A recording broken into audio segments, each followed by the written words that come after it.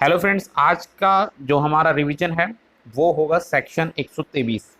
इसमें हम डिस्कस करने वाले हैं डिविडेंड के पूरे कॉन्सेप्ट के बारे में। पूरा कंप्लीटली इसका क्विक रिवीजन करने वाले हैं सेक्शन 123 का, जो कि आपको कंपनी अधिनियम 2013 की जो सेक्शन 8 है, सेक्शन चैप्टर 8 है, सॉरी चैप्टर 8 है, उसका कंप्लीटली हम रिवीजन करने वाले हैं। तो चलिए दोस्तों स्टार्ट करते हैं। बेसिकली क्या होता है डिविडेंड। तो डिविडेंड का जो डेफिनेशन दिया गया है वो सेक्शन 2 सबसेक्शन 35 में आपको डिविडेंड को परिभाषित किया गया है।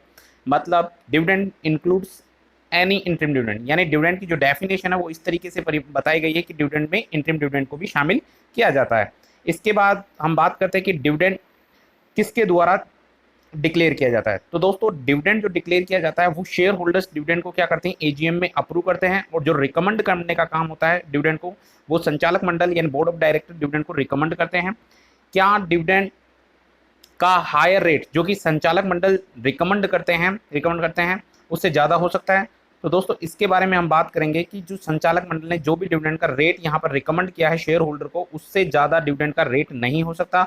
डिविडेंड किस पर दिया जाता है या किस पर डिविडेंड का कैलकुलेशन की जाती है, तो डिविडेंड की कैलकुलेशन की जाती है नॉमिनल या फेस वैल्यू पर डिविडेंड की कैलकुलेशन की जाती है। इसके बाद में अगर संचालक मंडल ने जो डिविडेंड का रेट रिकमेंड किया है, क्या यूनैनिमस रेजुलेशन पास करके भी एजीएम में उस डिविडेंड के रेट को बढ़ाया जा सकता है? नहीं दोस्तों, डिविडेंड का रेट जो वो होते हैं शेयर होल्डर वो बढ़ा नहीं सकते। हालांकि जो भी रिकमेंड रेट है उससे डिविडेंड का रेट क्या किया जा सकता है, कम किया जा सकता है। और जो भी डिविडेंड डिक्लेयर किया जाता है वो ऑर्डिनरी बिजनेस होता है। एजीएम में जो भी डिक्लेयर डिविडेंड करेंगे ऑर्डिनरी बिजनेस मानेंगे, ओआर पास करेंगे, और यदि अगर उसे अन्य किसी जनरल मीटिंग में है किया जाता है तो ऐसी स्थिति में उसे स्पेशल बिजनेस माना जाता है। कितने प्रकार का डिविडेंड होता है, तो टाइप्स ऑफ द डिविडेंड की बात कर लेते हैं। दो प्रकार के यहाँ पर डिविडेंड होते हैं, पहला होता है इंटरिम डिविडेंड और दूसरा फाइनल डिविडेंड। बात कर लेते हैं सबसे पहले इंटरिम डिविडेंड कि इंटरिम डिविडेंड से संबंधित रिलेटेड प्रोविजन क्या है। तो सबसे पहले इंटरिम डिविडेंड कब डिक्लेयर किया जाता है, तो इंटरिम डिविडेंड संचालक मंडल के द्वारा जो भी यहाँ पर आप एक फाइनेंशियल ईयर क्लोज होता है, जो भी फाइनेंशियल ईयर क्लोज होता है और उस क्लोज होने के फाइनेंशियल की एजीएम होती है, तो उस एजीएम के मध्य में जो भी डिविडेंड डिक्लेयर किया जाता है उसे हम इंटरिम डिविडेंड कहते हैं।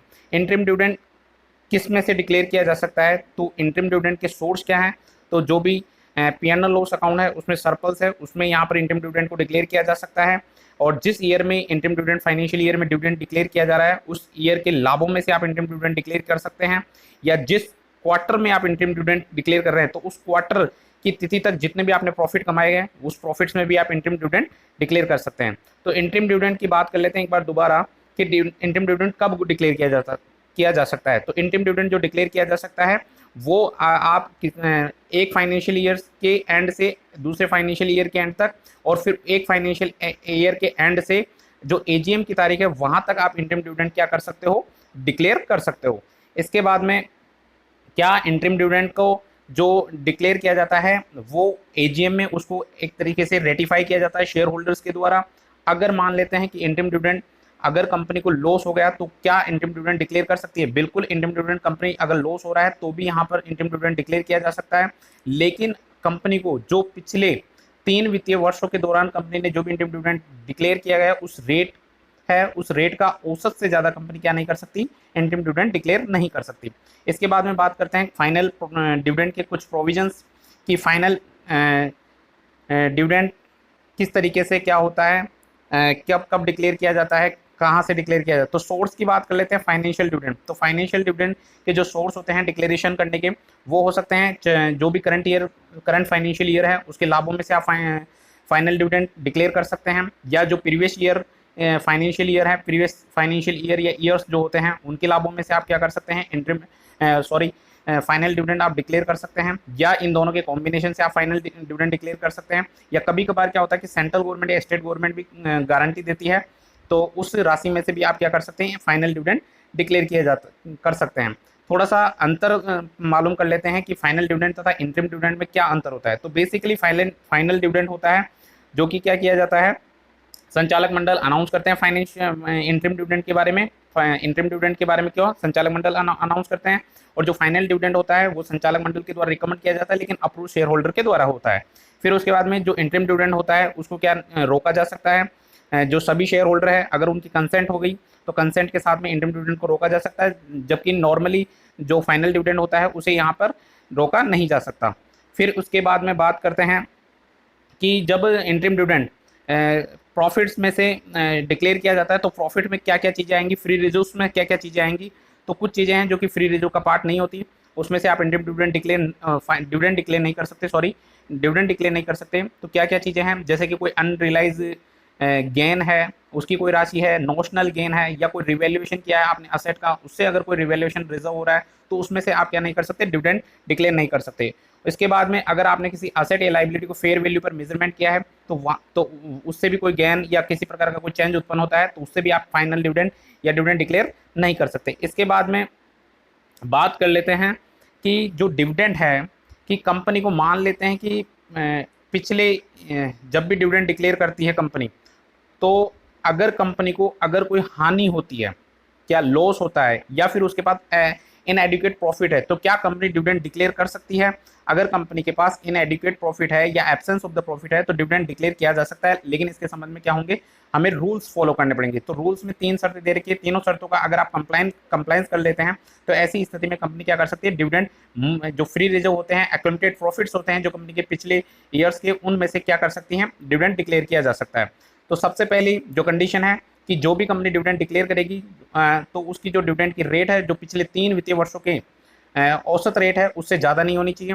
हालांकि ये कंडीशन एप्लीकेबल नहीं होगी यदि कंपनी ने अगर तीनों वित्तीय वर्ष जो पिछले 3 वित्तीय वर्ष है यानी प्रीसीडिंग 3 फाइनेंशियल ईयर्स जो कंपनी में अगर उस ईयर में एक भी वर्ष अगर कंपनी ने डिविडेंड डिक्लेयर नहीं किया है तो ऐसी स्थिति में ये कंडीशन ध्यान में नहीं रखनी है। उसके बाद में कंडीशन नंबर 2 है कि कंपनी जो भी अकाउंटेड प्रॉफिट्स में से राशि ड्रॉ करेगी वो राशि क्या नहीं होनी चाहिए, 10% of the paid up share capital and free reserve.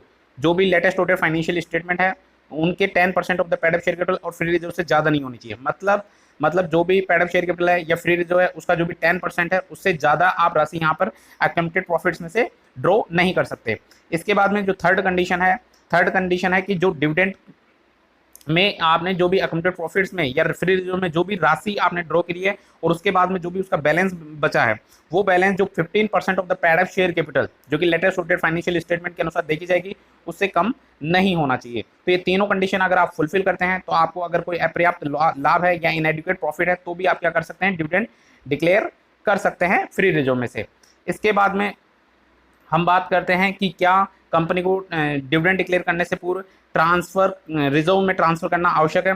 तो जनरली अब ये पहले तो होता था कि कंपलसरी डिविडेंड डिक्लेयर करने से पहले कंपनी को इसमें अमाउंट जो है एक स्पेसिफिक अमाउंट क्या करनी पड़ती थी, रिजर्व में ट्रांसफर करने। लेकिन अब जो कंपनीज एक्ट है उसमें यहाँ पर साफ कह दिया है कि ये कंपनी की इच्छा पर है, चाहे तो वह डिविडेंड जो भी राशि है वो डिविडेंड डिक्लेयर करने से पूर्व रिजर्व में ट्रांसफर कर सकती है या नहीं भी कर सकती, जैसी उसकी इच्छा है इस तरीके से वह डिविडेंड डिक्लेयर कर सकती है।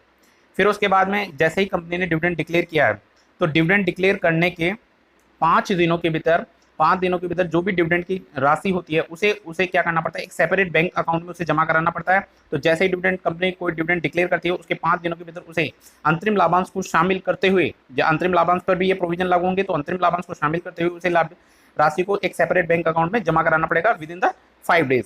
फिर उसके बाद में हम बात करेंगे कि dividend shall be payable only, dividend किसको पेबल होगा, डिविडेंड जो पेबल होगा जो रजिस्टर्ड शेयर होल्डर है उसको पेबल होगा, और जो भी उसका बैंकर है या उसे पेबल हो सकता है, या उसने कोई अतिरिक्त ऑर्डर दिया है तो वहाँ पर डिविडेंड को क्या किया जा सकता है, पे किया जा सकता है।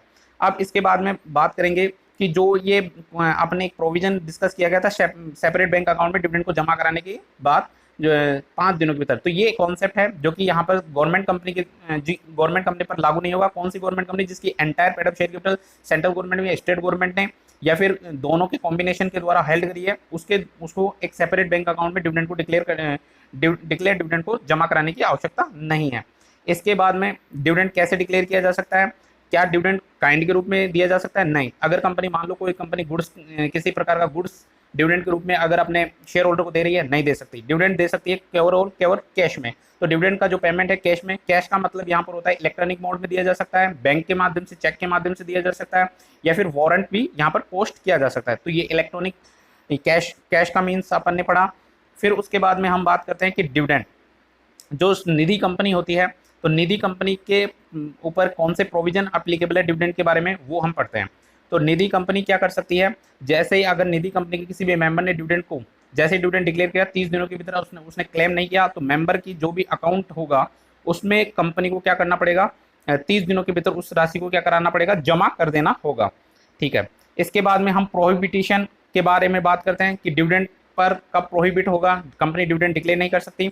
एक होता है कंपनी अधिनियम जो 2013 है, उसकी सेक्शन है 73 और एक सेक्शन है 74। अगर 73 जो कि एक्सेप्टेंस प्रोहिबिटेशन के बारे में है, प्रोहिबिटेशन of acceptance of the public deposit, और सेक्शन 74 है रीपेमेंट ऑफ द डिपॉजिट जो कि कंपनी ने accepted before the commencement of that. तो ये दोनों सेक्शन का अगर कंपनी नॉन कंप्लायंस कर रही है और जब तक ऐसा नॉन कंप्लायंस जारी है, तो तब तक कंपनी क्या नहीं कर सकती, इक्विटी शेयर्स पर डिविडेंड डिक्लेयर नहीं कर सकती। इसके बाद में हम बात करते हैं सेक्शन 8 कंपनी के बारे में। तो सेक्शन 8 कंपनी भी क्या नहीं कर सकती, डिविडेंड डिक्लेयर नहीं कर सकती। क्यों नहीं डिविडेंड डिक्लेयर नहीं कर सकती, कि जो सेक्शन 8 कंपनी होती है वो केवल चैरिटेबल पर्पज के लिए उसका क्या किया जा सकता है, गठन किया जाता है, तो ऐसी स्थिति में वह डिविडेंड डिक्लेयर नहीं कर सकती। तो इस तरीके से हमने पूरा कंप्लीटली सेक्शन 123 अपने पढ़ा। तो दोस्तों वीडियो अच्छा लगा तो पसंद लाइक कीजिएगा, साथ ही साथ अपने दोस्तों के साथ इसे शेयर कीजिएगा। जय हिंद, धन्यवाद।